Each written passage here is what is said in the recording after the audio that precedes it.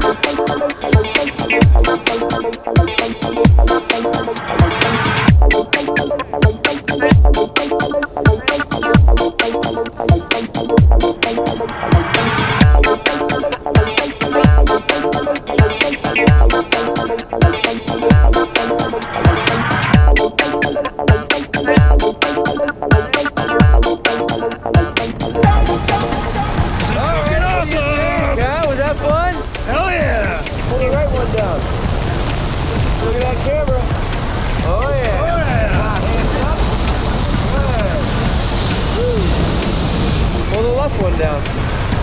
Yeah, all the way around. Hands up. Good.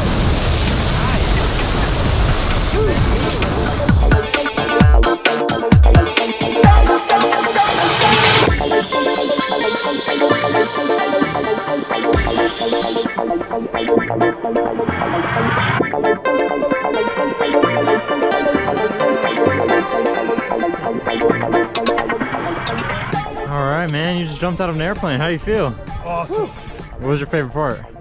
The whole thing. Give me a high five. You did great. It was amazing. Next time you can open the parachute, okay? Okay. Yeah. Just gotta clarify balls.